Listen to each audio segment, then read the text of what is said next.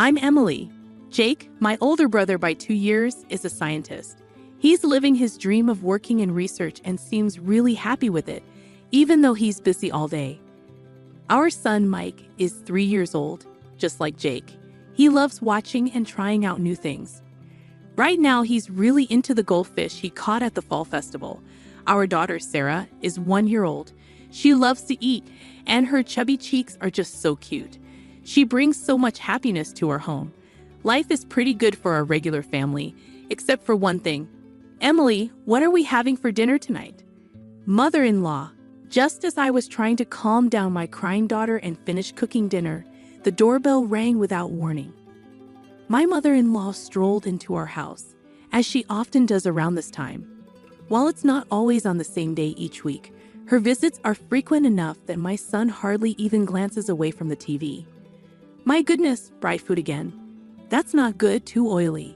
You should take better care of Jake's stomach when he comes home tired from work. It's not good for the grandkids either. But Mike really enjoys it. Well, that's because you only give him junk. Look, I've made a creamy vegetable stew and minestrone for you. It's important for the kids to get used to Western food from an early age. My mother-in-law began setting the table with the large containers of creamy stew and minestrone she brought. It's a lot, enough to last for at least 3 days, and I felt a bit disheartened just looking at the stew, which was mostly carrots and cabbage. Come on, snap out of it. I'll take the food you made home with me, so go ahead and pack it up. It's not tasty, but we can't waste food. This was routine. Last time she visited unexpectedly, she replaced my clam chowder with her own fried chicken. She left without even sparing a glance at her grandchildren, clutching the still warm container. Once the front door closed, my son turned to me. Softly, Grandma took my fried chicken again. My heart ached seeing the sadness on my son's face. Don't worry, there's a little bit of meat left. Just wait a moment. Yay! As I heated up the oil again, I felt relieved seeing my son's joyful reaction to my words. However, my inner dissatisfaction lingered. My mother-in-law had become increasingly intrusive since my marriage, and it had worsened over the last year. Every week, she showed up unannounced during dinner prep time. Initially, she would just criticize my cooking and parenting, then leave her cream stew on the counter. But for the past 6 months, she started taking my food home with her, effectively ruining our meal. I couldn't fathom my mother-in-law, who lived alone since my father-in-law passed away, eating all 3 servings. She was probably throwing it away. As I prepared baby food and distracted the kids, I managed to cook. It was tough, but seeing my family's happy faces kept me going. Yet, my fried chicken, braised pork, mapo tofu, and hamburgers, all of it, got taken away. I grew up in a family that owned a restaurant, and my dad taught me how to cook, so I'm pretty confident in my culinary skills. And honestly, I think my food tastes better than my mother-in-law's overly sweet cream stew.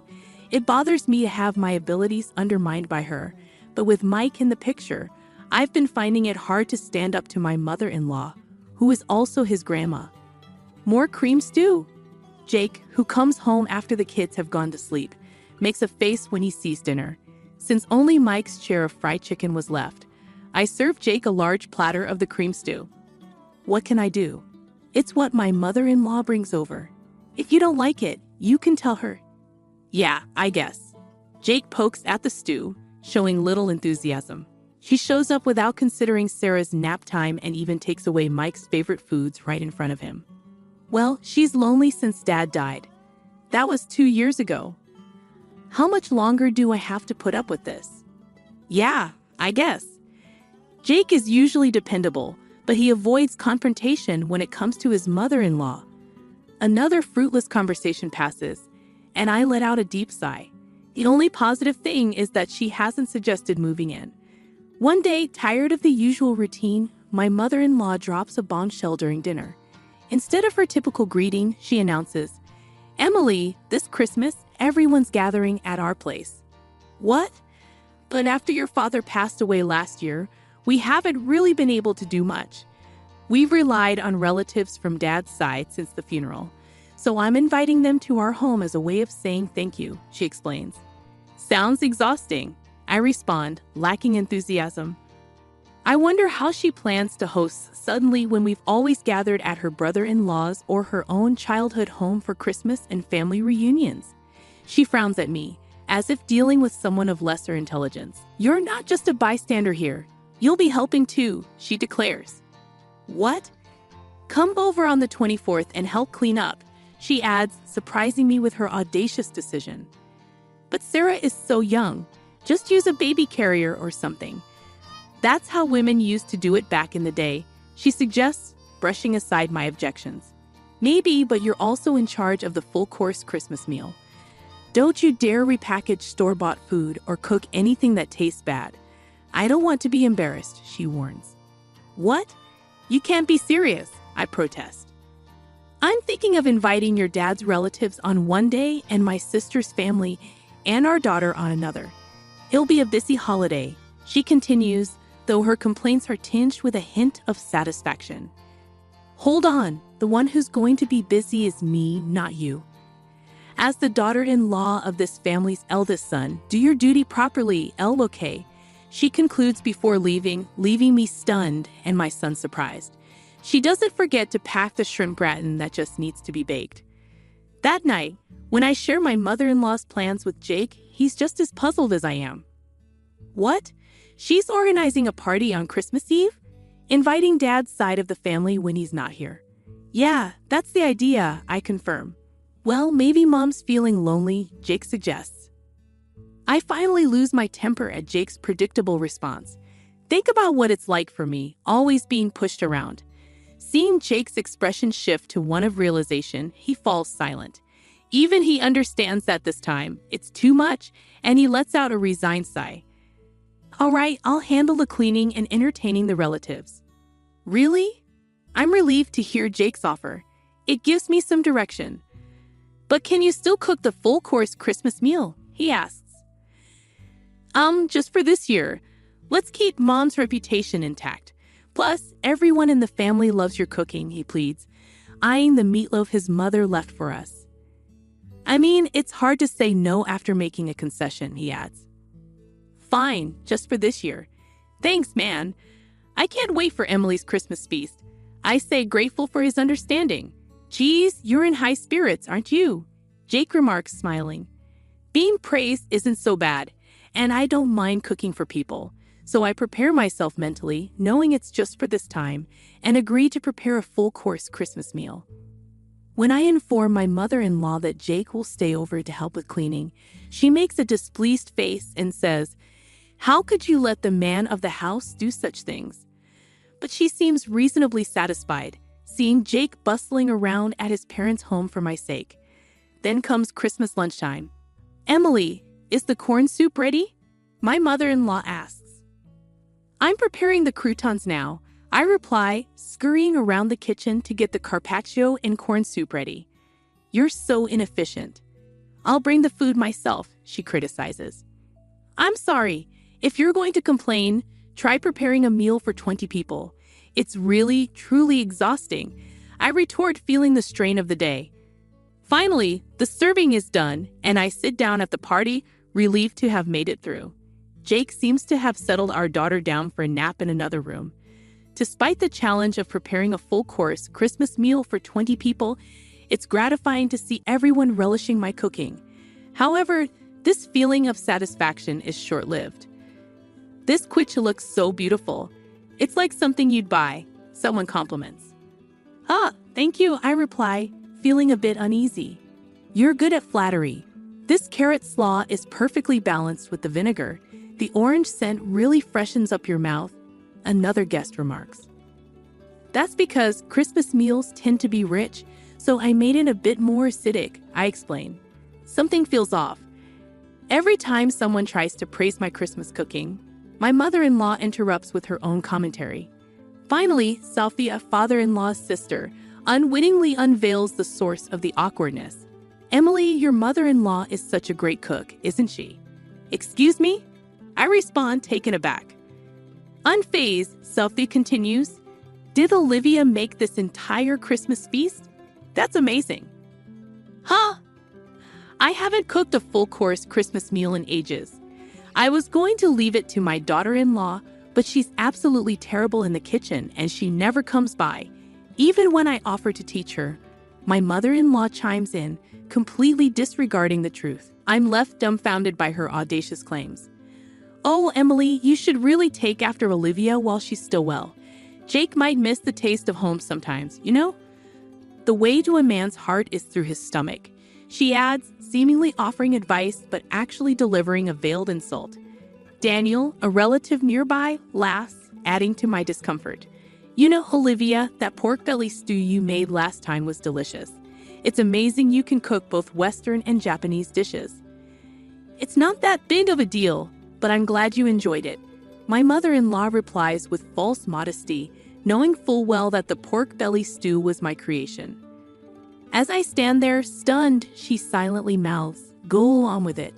It becomes apparent that she's been claiming credit for all my dishes, including the Christmas feast, and sharing them with the family. Now she wants me to go along with her lie. No way! Especially after all the times she criticized my cooking. Even though I want to speak up, I feel overwhelmed by the crowd and can't find my voice. But then my son comes to the rescue. Mom, this omelet is really tasty. It looks different than usual, but your omelets are always good. His young voice cuts through the noise, silencing the adults. Oh, Mike, this is actually quiche your grandmother made. Sophia tries to cover for him, probably out of kindness, but my son is adamant. Huh? But it's tasty, so it's got to be Mom's omelet.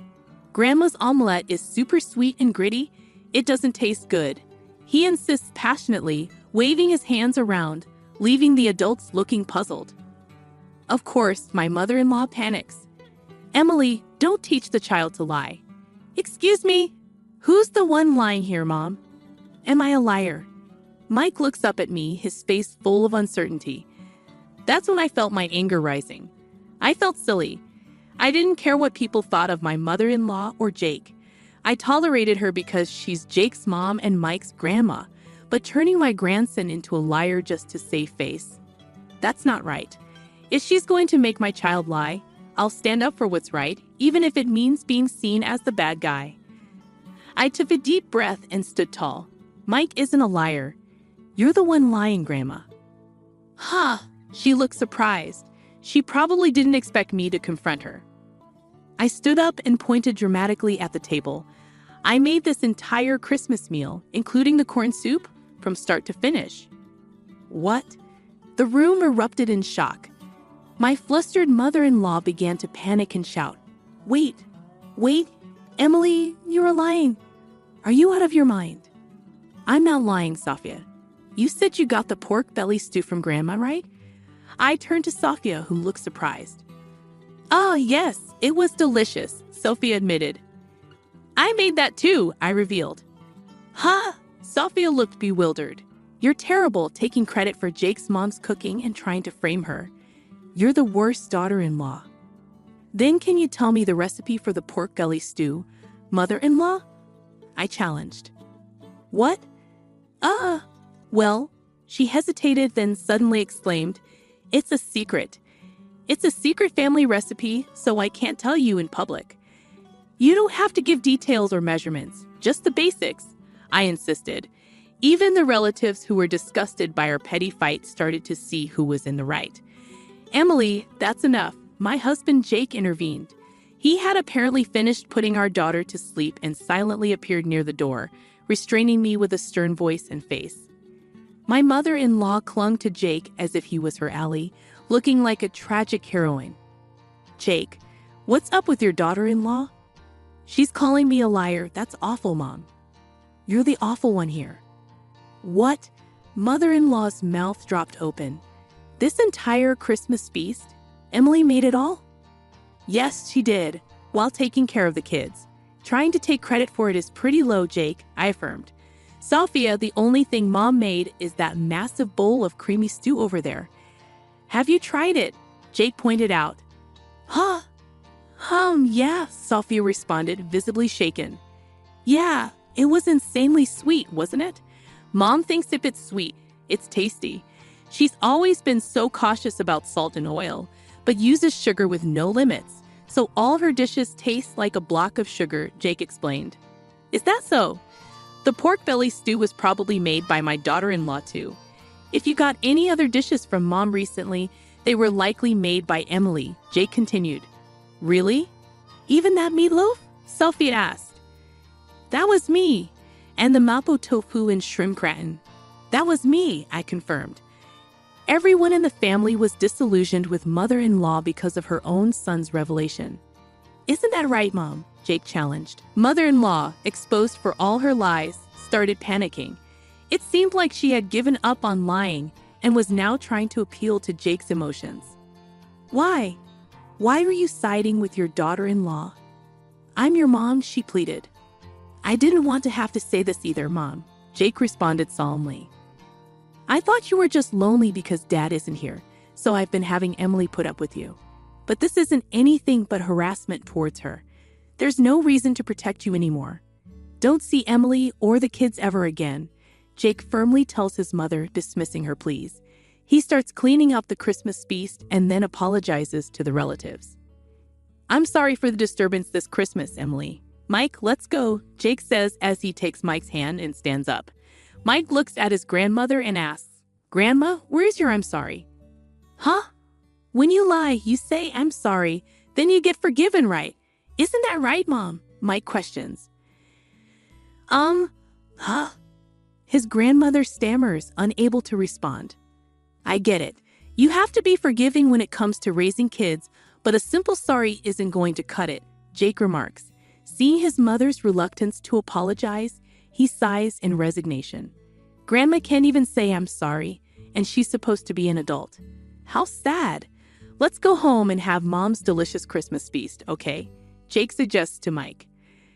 Oh, we left behind a growling mother-in-law and confused relatives, carrying our sleeping daughter and the Christmas feast as we left Mike's house. We went straight to my parents' place and served the Christmas feast. Everyone was delighted and ate with joy.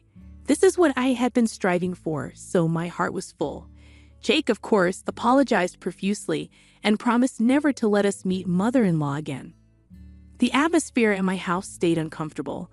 The relatives left, leaving only my mother-in-law and some bland food. The next day, my mother-in-law's sister, her husband, and Jake's sister visited as promised. When they saw the bland food, they laughed and said, "We expected as much." It seems my mother-in-law's lack of cooking skills was well known among her relatives. "So you boasted about hosting a Christmas feast? I wondered what trick you'd pull," they teased. "Maybe you're just jealous of Emily, who's good at cooking and praised by Jake and Mike. Sorry for the inconvenience," they added. After hearing the details from Jake, my sister-in-law thanked me for my efforts. I'm sorry for jumping to conclusions. Turns out Sophia also enjoys cooking, and we bonded over a recipe for braised pork belly, she said. The misunderstanding with Jake was cleared up, and I found new friends who share my cooking hobby. I felt refreshed, enjoying a carefree Christmas. Of course, my mother-in-law wasn't going to give up easily, but I was prepared. As I was making cornbread, my phone rang. It was my mother-in-law. She was furious on the other end of the line. "Excuse me, where are you? It's dinner time. Do your duty as a wife. Are you making the same mistake in coming over again?" she scolded. "No thanks," I replied. "What? You'll be the one left out by the family," she warned. "That won't be a problem. Actually, it was you who got shunned by the relatives. I've even made plans to cook with Sophia next time," I informed her. What? Mother-in-law probably never imagined that I'd become close to father-in-law's side of the family. I informed my mother-in-law that I wouldn't be returning to her house. Instead, my kids and I have been staying at my parents' house since Christmas. We're planning to find a new place to live now that the holidays are over. Despite my mother-in-law's insistence on living near her, Jake's workplace is closer to my parents' house. Since my mother-in-law couldn't heed Jake's warning to stay away from me, we've decided to physically distance ourselves. Right now, Jake is the only one living at his parents' house, and he'll leave once he's ready. When my mother-in-law demanded to know where we were, I simply responded that she couldn't get away with not cherishing Jake's mom. However, I reminded her that both Jake and his sister had forgiven her, so it was okay. With that, I thanked her for everything and said goodbye before hanging up and blocking her number to ensure I never had to hear her voice again. 2 years later, my family eagerly waits for my cooking in the living room, playing around as I fry burgers in the kitchen. It warms my heart to see them eagerly awaiting my cooking with smiles on their faces. We don't need you anymore. Get out, you work from home freeloader. My sister's harsh words were echoed by my parents. Leave? I'm tired of being treated like a nuisance along with my dog. If they're going to be this way, then I'll make my own choices. That marked the beginning of my plan for revenge. My name is Kathy, a 33-year-old single woman who works as a freelance web designer. My job, which requires only a laptop, allows me to work from home at my own pace. However, 2 years ago, my tranquil work life was disrupted by the unexpected arrival of my parents. One day, while working at home, my parents showed up unannounced. As they stepped inside, they glanced around and began their conversation without acknowledging my presence. This house is quite spacious. Looks like we could live here too, my mother said. Yes, it even has a spare room. It's a waste for Kathy to live here alone, my father agreed. Let's move in this weekend, my mother decided. Agreed, let's do it, my father confirmed. They had already made their decision without consulting me. I was taken aback and firmly stated, hold on, I have no intention of living with you. What are you talking about? My father's face flushed with anger as he shouted, you claimed this house from your uncle, trying to make it yours. How low can you go? Claimed. I simply talked to uncle, and he offered it to me. Stop making excuses. Our old house is falling apart, and your mother and I are moving here this weekend. The house in question had been given to me by my uncle, who was very fond of me. But the title was still in his name. He allowed me to use it as I saw fit. My father's complaint was that their house had deteriorated beyond repair, and renovation was financially unfeasible for them. With their old home sold and no place to go, they had decided to move into the house I inherited. Though I wasn't pleased, I couldn't turn them away, so I reluctantly agreed to live with them. From the moment they moved in, my parents began making cutting remarks. Kathy, you're over 30 now. Don't you think it's time to get married? I'm content with my work right now. Keep talking like that, and you'll never find a husband. Why don't you take a lesson from your sister? My sister's marriage isn't exactly perfect, is it? I'm fine as I am. My mother, who had been listening, chimed in. Don't speak ill of your sister. Unlike you, she's married and has a job. I might not be married, but I'm doing well professionally. You're always glued to your computer. Are you making money through some shady means? Shady means? I earn my living through legitimate work. No need to worry. How dare you talk back to your mother? You're nothing like your sister.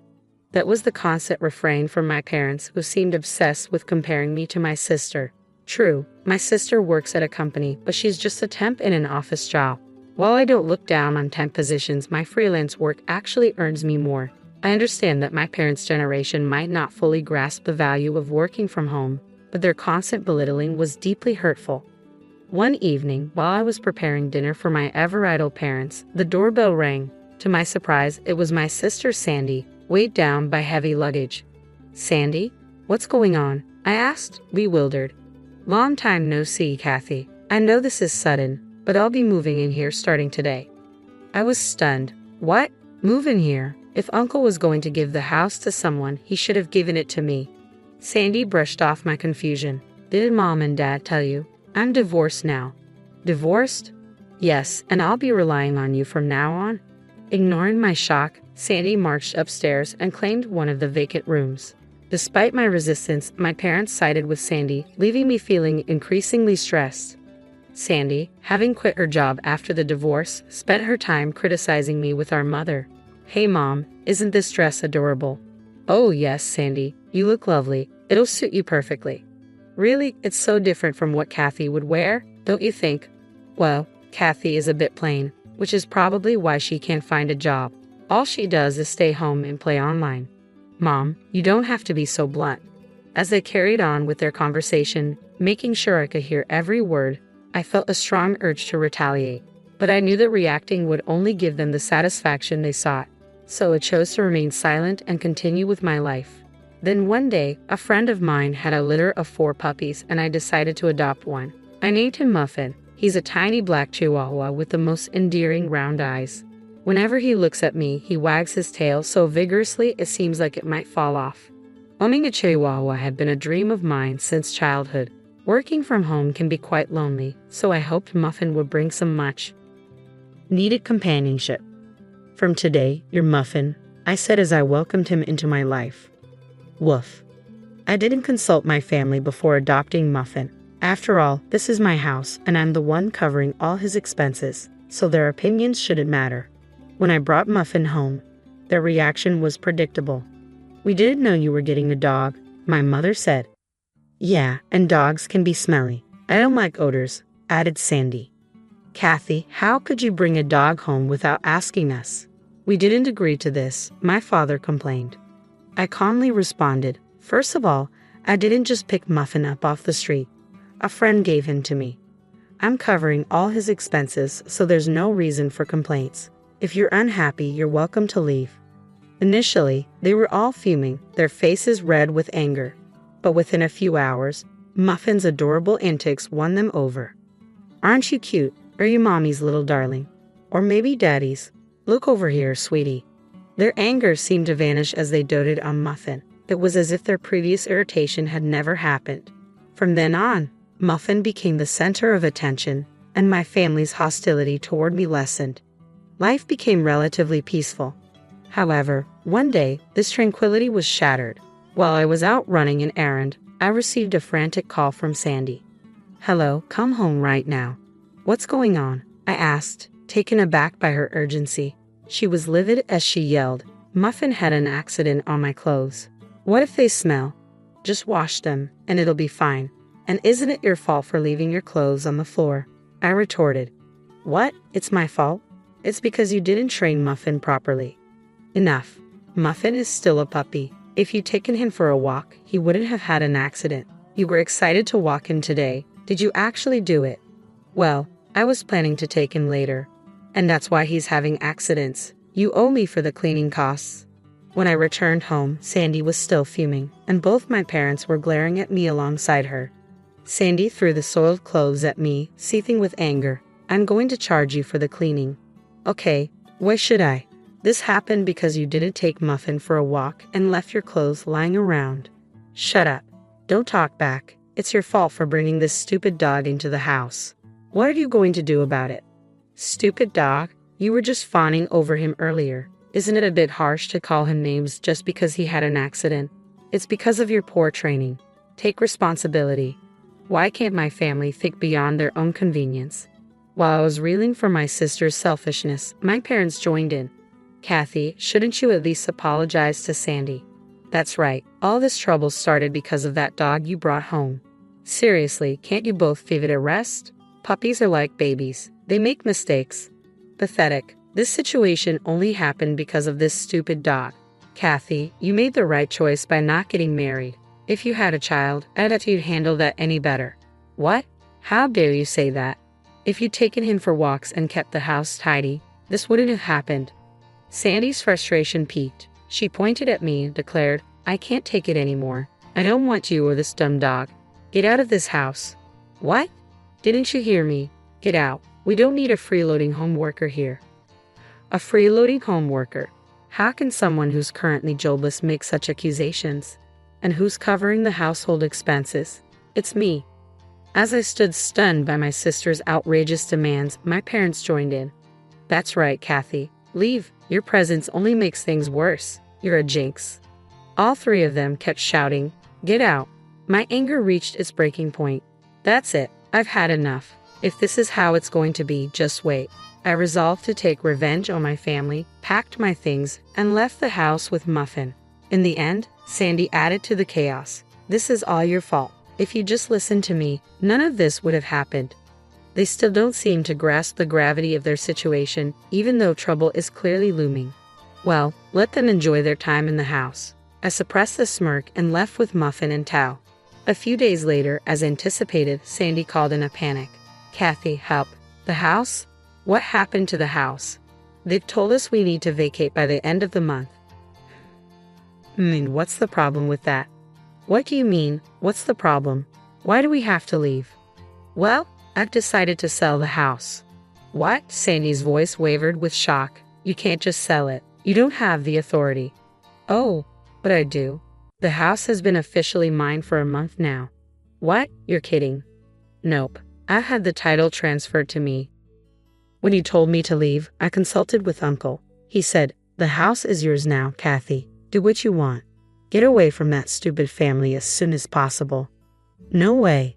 Whether my parents were listening to the conversation through the phone or not, they began to panic. Kathy, stop this. We have nowhere else to go if we leave. Exactly. It's unthinkable to treat your own family this way. If you're a good daughter, show some respect to your parents. Respect? I replied, my voice calm but firm.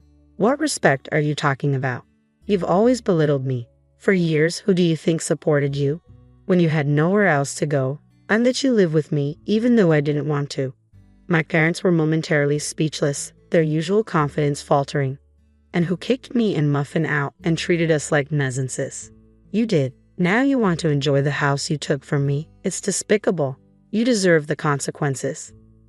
My father's voice was full of desperation. Please help us. We're sorry. I don't care. You're on your own. Figure it out yourselves. With that, I ended the call with a decisive click and promptly blocked all my family members' contacts. Muffin looked up at me, ears perked and eyes wide, sensing my distress. I scooped him up into my arms and whispered, I'm sorry for shouting, Muffin. It's all right now. I'll make sure to protect you. I'm so relieved we're away from that family who didn't treat you right. It wasn't long before I heard that my parents and sister had been forced to vacate the house at the last moment, despite their desperate attempts to stay. With my father's meager income and both my mother and sister unemployed, they were struggling to make ends meet. Rumor had it that my sister was now being pressured by my parents to find a job, and their family dynamic was deteriorating rapidly. Although I'm not interested in their situation, it's clear their living conditions have worsened since I left. They're simply reaping what they've sown. As for me, I'm embracing a new chapter in a pet-friendly apartment, where I can enjoy life with my beloved Muffin. I can work on my own terms without anyone to complain about it, and spend my earnings on just the two of us. Life feels incredibly fulfilling now. Muffin, let's head to the dog park today. Woof! Muffin seems more spirited, perhaps relieved by the absence of the chaos from the old house. From now on, my goal is to cherish and protect Muffin and to savor a peaceful, happy life together. At the time, my marriage was just 6 months old. Life took an unexpected turn when my husband insisted I care for his bedridden father, who had been injured in an accident. It was my first experience dealing with such a situation, and I struggled to manage the responsibilities. Then, my husband announced, we're going to relax in Hawaii. You'll take care of my father.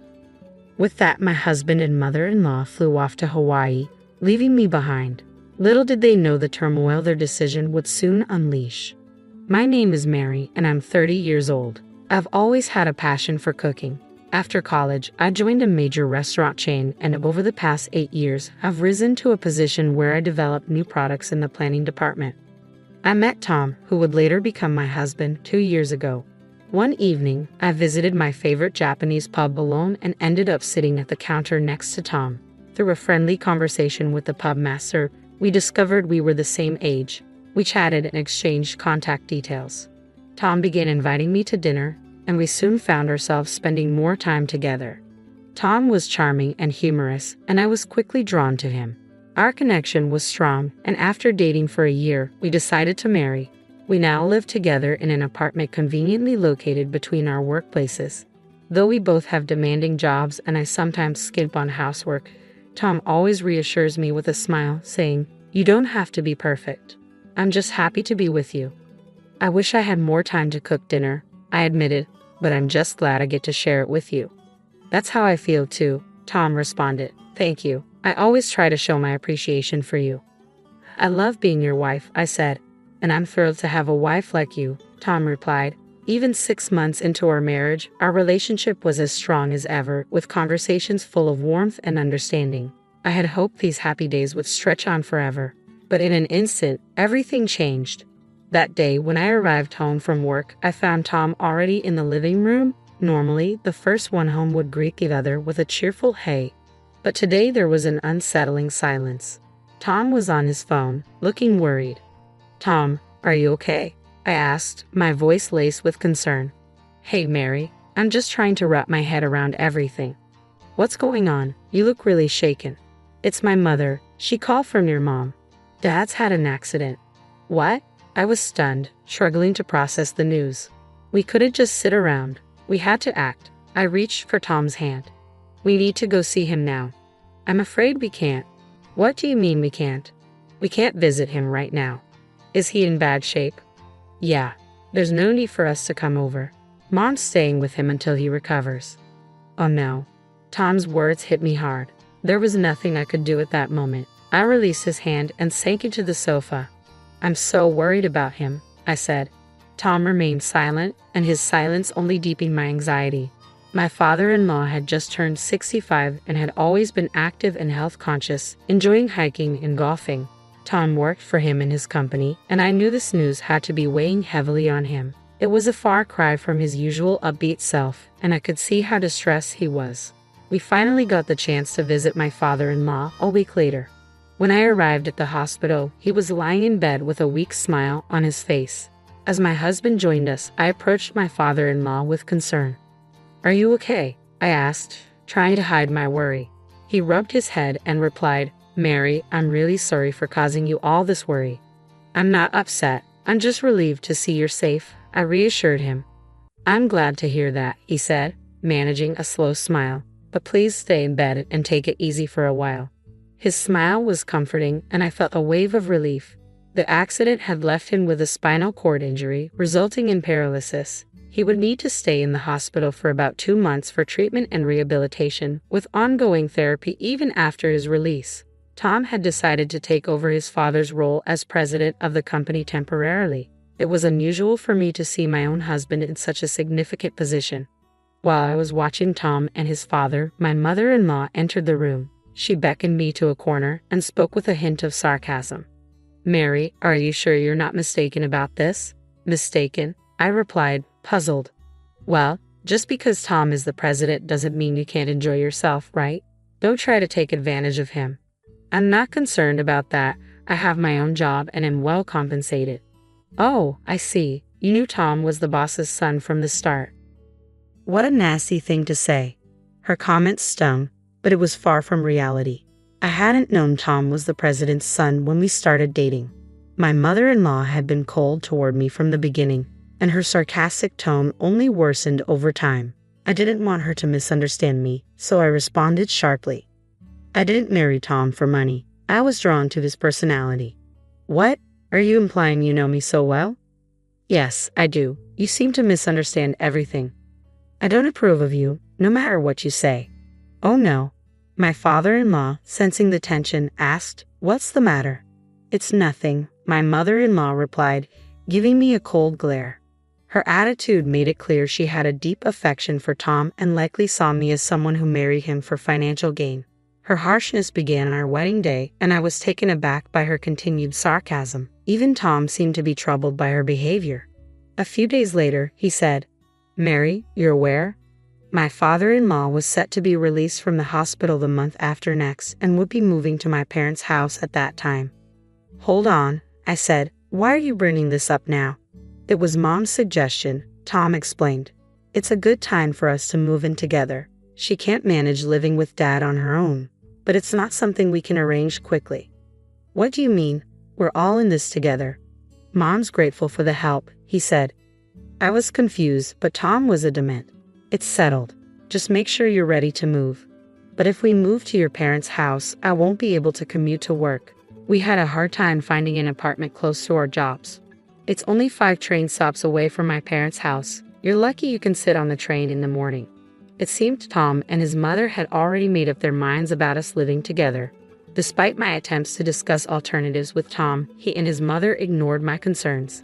Tom became increasingly devoted to his mother, while his attitude toward me grew colder. He constantly lectured me, adding to my stress. "How's the packing going?" he asked one day. "I won't be able to take time off on moving day, so you'll handle everything. You're responsible for all household duties and taking care of Mom. Don't let her suffer." Even before the move, his remarks were mentally exhausting. With the company in its busy season, I was struggling to balance work and packing. I felt physically and emotionally drained. 2 months after the move, we had settled into our new routine, and my father-in-law was discharged from the hospital. My days were a whirlwind of activity. I started a new job as a caregiver for him, rising at 4 a.m. to prepare breakfast and do laundry simultaneously. After that, I would give him a morning massage, help him get dressed, and ensure that breakfast was ready before my husband and mother-in-law woke up. Once they have finished their meals, I would assist my father-in-law with his food and then finally head to work. Despite my efforts, my mother-in-law was never satisfied. She frequently tried to keep me from leaving for work in the mornings. "Mary, do you have a minute?" she would call out. "I'm sorry, mother-in-law, but I need to leave right now." "What's the rush? I want to discuss your breakfast." "I'll get back to you when I can. For now, just sit." "I can't. I really have to go." "No, sit down."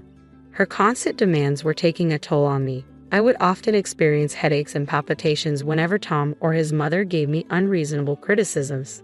I found that staying silent and trying to get through my tasks as quickly as possible was the only way to manage. My mother-in-law's complaints made me frequently late for work, and my coworkers grew concerned about my new habit of arriving late. 3 months after my father-in-law's return home, I was still overwhelmed. I had to start preparing dinner as soon as I got home from work. Tom, however, would criticize the meals I managed to prepare in the limited time available. "What's this, Mary? I come home exhausted and you've made fish. Is this some kind of joke?" "I'm sorry," I replied. "I had to take care of my father-in-law, so I made boiled fish." "You need to cook something that will boost my energy." "I'm not interested in boiled fish." My husband pulled out a cup of noodles and started filling it with hot water. As he watched me fall silent, my mother-in-law smirked, seemingly enjoying my discomfort. Feeling disheartened, I went to my father-in-law's room to help him get dressed for the evening. Noticing my pale complexion, he asked with concern, "Mary, you look a bit off. Are you okay?" "I'm fine," I said, forcing a smile. "I've just been a bit overwhelmed with work." "Is that all? I've heard a lot of shouting from Tom and my wife lately. I'm sorry for causing this. I'm not very skilled in many things." "You don't look like that to me," I reassured him, doing my best to mask my worries. It was the only way I could stay positive. I had always thought about leaving, but I couldn't bear to abandon my father-in-law. The thought of him alone in his condition was unbearable. As the end of the year approached, I had a few days off from work but still found myself busy with house cleaning. On New Year's Eve, my husband made a startling announcement. "My mother and I are going to Hawaii." "Hawaii?" I was taken aback.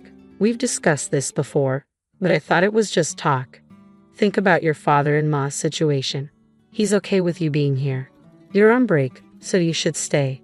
They exchanged triumphant glances and showed me their large suitcases. They seemed to find my bewilderment amusing, trying hard to hide their smiles. As they prepared to leave, my husband casually said, "You'll be taking care of my father while we're in Hawaii. We'll be relaxing, so it's all up to you." With that, they both laughed and shut the front door behind them. Something snapped inside me at that moment. Take care of him. Why do I have to handle everything alone? As a step-family member, I can't take it anymore. I'm divorcing him when they come back. Feeling a surge of frustration, I resolved to focus on caring for my father-in-law until their return. I planned to start divorce proceedings but decided to let the housework slide in the meantime. The next morning, I prepared breakfast for my father-in-law as usual and went to his room to help him with his morning routine. With a smile, he greeted me, "Mary, Happy New Year." "Thank you, Dad. Happy New Year to you too." "What happened to Tom and my wife last night?" "They went to Hawaii." "Hawaii?" My father-in-law sighed deeply, clearly skeptical. "Oh, Dad, let's get this party started, shall we?" "Mary, I'm so sorry for everything." "Wait a minute, what are you saying?" "I've actually been able to get out of bed on my own for a few days now. I was just waiting for the right moment, but I never imagined they'd get it so wrong." "What do you mean by that?" My father-in-law smiled and began to explain. It turned out that while I had been unfairly burdened, my husband and mother-in-law had ignored my requests for help. Additionally, the company's executive director had reported that my husband, acting as president, had been misusing his position and resources. It became clear that their trip to Hawaii was funded by the company's money. So my father-in-law had asked a company representative to monitor my husband's activities. The representative uncovered my husband's negligence at work, leading to widespread anger. As a result, my father-in-law was set to return as president after the new year, while my husband, who was supposed to resume his role as an employee, was instead fired. The house was also in my father-in-law's name. While my husband and mother-in-law were away, we changed the locks and prepared a plan to keep them out upon their return. I went to the city office and picked up 2 sets of divorce papers. A week later, as the doorbell rang repeatedly, my husband and mother-in-law arrived home from their trip. Trying to get in, I responded to them through the intercom. "Welcome back. How was the trip?" "What's going on, Mary? Open the door now. I can't get in." "I'm afraid I can't do that. My father-in-law told me not to open the door." "What? What are you talking about? How was the vacation? I heard it was paid for by the company." "How do you know about that?" "I'm not sure," I replied, watching their reactions with a smile. My father-in-law, overhearing the conversation, chimed in from the side. "Oh, so you really did embezzle my company's funds. And Dad, I thought you weren't supposed to be able to stand." "I've been able to stand for a few days now, thanks to Mary's dedicated rehabilitation assistance. And the managing director has informed me about your unethical behavior at work." "Who's the managing director?" No, Dad, you've got it all wrong. Nothing was done by me. Just accept it. You're fired, you incompetent fool. Pack your things and leave my office immediately."